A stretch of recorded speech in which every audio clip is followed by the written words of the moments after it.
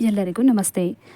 ರಾಮಾಯ ರಾಮಭದ್ರಾಯ ರಾಮಚಂದ್ರಾಯ ವೇದಸೆ ರಘುನಾಥಾಯ ನಾಥಾಯ ಸೀತಾಯ ಪತಯೇ ನಮಃ. ಪ್ರತಿ ವರ್ಷ ನಾವು ರಾಮನವಮಿಯನ್ನು ಕಾತುರದಿಂದ ಅತಿಯಾದ ಉತ್ಸಾಹ ಭಕ್ತಿ ಸಂತೋಷದಿಂದ ಆಚರಣೆಯನ್ನು ಮಾಡಿಕೊಂಡು ಬರ್ತಾ ಇದ್ದೀವಿ. ಈ ದಿನ ನಾವು 2026ರ ರಾಮನವಮಿ ಯಾವಾಗ ಶುಭ ಸಮಯ, ಶುಭ ಪೂಜೆಯ ಸಮಯ, ಮುಹೂರ್ತ, ದಿನಾಂಕ, ಮಹತ್ವ ಇದೆಲ್ಲವನ್ನು ನಾವು ತಿಳ್ಕೊಳ್ಳೋಣ. ಎಲ್ಲೂ ಕೂಡ ಸ್ಕಿಪ್ ಮಾಡದೆ ವಿಡಿಯೋವನ್ನು ಪೂರ್ತಿಯಾಗಿ ನೋಡಿ. ಶ್ರೀರಾಮನವಮಿ 2026 ಪೂಜಾ ಸಮಯ ಮತ್ತು ಮುಹೂರ್ತವು ಬಹಳನೇ ಮುಖ್ಯ. ಪೂಜೆಯನ್ನು ಮಾಡೋದಕ್ಕೆ ಅತ್ಯಂತ ಶುಭ ಸಮಯ ಅಂತಂದರೆ ಮಧ್ಯಾಹ್ನದ ಅವಧಿ. ಇದನ್ನು ವ್ಯಾಪಕವಾಗಿ ಭಗವಾನ್ ರಾಮ ಜನಿಸಿದ ನಿಖರವಾದ ಸಮಯ ಅಂತಲೂ ಕೂಡ ಹೇಳಿದ್ದಾರೆ. ಈ ಒಂದು ರಾಮನವಮಿ ಬಂದುಬಿಟ್ಟು ಮಾರ್ಚ್ 27 ಶುಕ್ರವಾರದ ದಿನ ನಾವು ಆಚರಣೆಯನ್ನು ಮಾಡ್ತಾಯಿದ್ದೀವಿ.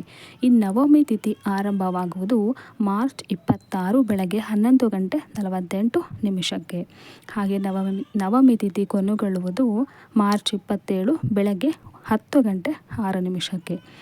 ಸೊ ರಾಮನವಮಿ ಮಧ್ಯಾಹ್ನ ಮುಹೂರ್ತ ಬಂದುಬಿಟ್ಟು 11:13 1:41 ಇರುತ್ತೆ. ಸೊ ಅವಧಿ ಬಂದುಬಿಟ್ಟು 2:27. ಮಧ್ಯಾಹ್ನ ಆಚರಣೆ ಮಾಡಬೇಕು ಅಂತಿದ್ರೆ ನೀವು 2026 ಮಾರ್ಚ್ 26ರಂದು ನೀವು ಆಚರಣೆ ಮಾಡಬಹುದು.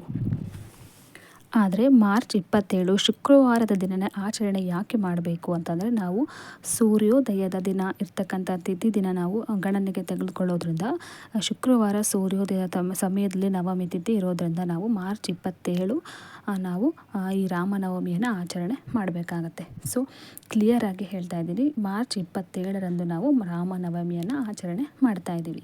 ಈ ರಾಮನವಮಿ ಮಹತ್ವವನ್ನು ಪ್ರದರ್ಶಿಸಲು ಅನೇಕ ಭಕ್ತರು ಸೂರ್ಯಾಸ್ತದವರೆಗೆ ಆಹಾರ ನೀರನ್ನು ಸೇವಿಸದೆ ಕಟ್ಟುನಿಟ್ಟಿನ ಉಪವಾಸನ ಕೂಡ ಆಚರಣೆ ಮಾಡ್ತಾರೆ. ಈ ಉಪವಾಸ ದೇಹ ಮತ್ತು ಮನಸ್ಸನ್ನು ಶುದ್ಧೀಕರಣ ಮಾಡುತ್ತೆ. ಆಧ್ಯಾತ್ಮಿಕ ಉನ್ನತಿ ಮತ್ತು ಸ್ವಯಂ ಶಿಸ್ತನ್ನು ಕೂಡ ಇದು ಬೆಳೆಸುತ್ತೆ. ಈ ದಿನ ಭಕ್ತರು ಮುಂಜಾನೆ ಎದ್ದು ಧಾರ್ಮಿಕ ಸ್ನಾನವನ್ನು ಮಾಡಿಕೊಂಡು ಶುದ್ಧವಾದ ಸಾಂಪ್ರದಾಯಿಕ ಬಟ್ಟೆಗಳನ್ನು ಧರಿಸ್ತಾರೆ. ಅವರು ರಾಮನವಮಿಯನ್ನು ಆಚರಿಸಲು ಮೀಸಲಾಗಿರುವಂಥ ರಾಮನ ದೇವಾಲಯಗಳಿಗೆ ಭೇಟಿಯನ್ನು ನೀಡಬೇಕು. ಪ್ರಾರ್ಥನೆ ಸಲ್ಲಿಸಿ ಸಂಕೀರ್ಣವಾದ ಆಚರಣೆಗಳನ್ನು ಮಾಡ್ತಾರೆ. ರಾಮಾಯಣ ಮತ್ತು ವಿಷ್ಣು ಸಹಸ್ರನಾಮದಂತಹ ಪವಿತ್ರ ಗ್ರಂಥಗಳನ್ನು ಭಕ್ತಿಯಿಂದ ಈ ದಿನ ಪಠಣೆ ಮಾಡೋದ್ರಿಂದ ತುಂಬಾ ಶುಭ ಅಂತಲೇ ಹೇಳ್ಬೋದು.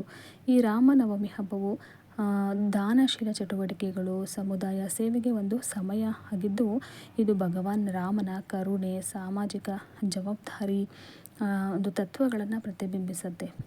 ಹಾಗೆ ಈ ರಾಮನವಮಿ ಪೂಜೆ ಮಾಡೋದ್ರಿಂದ ನಿಮ್ಮ ಜೀವನದಲ್ಲಿ ಇರ್ತಕ್ಕಂಥ ಅನೇಕ ಒಂದು ಕೆಟ್ಟ ಕರ್ಮಗಳು ಕೂಡ ಕಳೆಯುತ್ತೆ ಅಂತಲೇ ಹೇಳ್ಬೋದು. ರಾಮನವಮಿ ಪೂಜೆಯ ಸಮಯದಲ್ಲಿ ಪವಿತ್ರ ಮಂತ್ರಗಳನ್ನು ಪಠಿಸೋದ್ರಿಂದ ರಾಮನ ದೈವಿಕ ಸಾನ್ನಿಧ್ಯವು ಶಾಂತಿ, ಸಮೃದ್ಧಿ, ಆಧ್ಯಾತ್ಮಿಕ ಉನ್ನತಿಯನ್ನು ತರುತ್ತೆ. ಈ ದಿನ ತಪ್ಪದೆ ಶ್ರೀರಾಮ ರಕ್ಷಾ ಸ್ತೋತ್ರ, ಶ್ರೀರಾಮ ಗಾಯತ್ರಿ ಮಂತ್ರ, ರಾಮ ತಾರಕ ಮಂತ್ರ, ವಿಷ್ಣು ಸಹಸ್ರನಾಮ ಅಥವಾ ಕೊನೆ ಪಕ್ಷ ಶ್ರೀರಾಮ್ ನಾಮ ಜಪವನ್ನು ಕೂಡ ನೀವು ಜಪಿಸೋದ್ರಿಂದ ತುಂಬಾ ಒಳ್ಳೆಯ ಶುಭ ಫಲಿತಾಂಶಗಳು ಸಿಗುತ್ತೆ. ಇದನ್ನು ಕೇವಲ ಹಬ್ಬ ಅಂತ ಮಾತ್ರವಲ್ಲ, ಅದನ್ನು ನಾವು ಒಂದು ಧರ್ಮದ ವಿಜಯದ ಸಂಕೇತ ಅಂತ ಕೂಡ ಹೇಳ್ತೀವಿ. ಶ್ರೀರಾಮನು ಆದರ್ಶ ಮಗ, ಆದರ್ಶ ಪತಿ ಹಾಗೂ ಆದರ್ಶ ರಾಜನಾಗಿ ಹೇಗೆ ಬದುಕಬೇಕು ಅನ್ನೋದನ್ನು ಜಗತ್ತಿಗೆ ತೋರಿಸ್ಕೊಟ್ಟಿದ್ದಾನೆ. ಚೈತ್ರ ನವರಾತ್ರಿಯು 9ನೇ ದಿನವೇ ಶ್ರೀರಾಮನವಮಿಯಾಗಿರೋದ್ರಿಂದ ಇದು ಆಧ್ಯಾತ್ಮಿಕವಾಗಿ ಬಹಳ ಶಕ್ತಿಶಾಲಿ ದಿನ.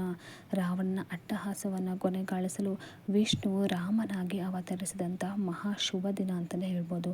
ಹಾಗಾಗಿ ತಪ್ಪದೆ ಪ್ರತಿಯೊಬ್ಬರೂ ಕೂಡ ಶ್ರೀರಾಮನವಮಿಯ ದಿನ ಶ್ರೀರಾಮನ ಪೂಜೆಯನ್ನು ಮಾಡಿ ಆದಷ್ಟು ಉಪವಾಸವನ್ನು ಕೈಗೊಳ್ಳಿ, ಹಣ್ಣು ಹಂಪಲುಗಳನ್ನು ತಿನ್ನಿ, ರಾಮನ ದೇವಾಲಯಗಳಿಗೆ ಭೇಟಿ ನೀಡಿ ಆದಷ್ಟು ಮನಸ್ಸನ್ನು ಶಾಂತವಾಗಿ ಇಟ್ಕೊಳ್ಳಿ. ನಿಮ್ಮ ಒಂದು ಮುಂದಿನ ಒಂದು ಜೀವನದಲ್ಲಿ ಸುಖ, ಶಾಂತಿ, ನೆಮ್ಮದಿ ಅನ್ನೋದು ನಿಮಗೆ ಸಿಗುತ್ತೆ. ಒಳ್ಳೆಯ ಶುಭ ಫಲಿತಾಂಶಗಳು ಸಿಗುತ್ತೆ. ಕನಿಷ್ಠ ಪಕ್ಷ ಶ್ರೀರಾಮನ ಒಂದು ಜಪವನ್ನು ಮಾಡಿ ಅಂತ ಹೇಳ್ತಾ ಈ ಒಂದು ವಿಡಿಯೋವನ್ನು ಎಂಡ್ ಮಾಡ್ತಾ ಇದ್ದೀನಿ. ಈ ಒಂದು ಮಾಹಿತಿ ನಿಮಗೆಲ್ಲರಿಗೂ ಇಷ್ಟ ಆಗಿದ್ದರೆ ನನ್ನ ವಿಡಿಯೋಗೆ ಲೈಕ್ ಮಾಡಿ. ಹಾಗೆ ಈ ವಿಡಿಯೋವನ್ನು ನಿಮ್ಮ ಸ್ನೇಹಿತರಿಗೆ ನಿಮ್ಮ ರಿಲೇಟಿವ್ಸ್ಗೆ ಶೇರ್ ಮಾಡಿ. ಧನ್ಯವಾದಗಳು.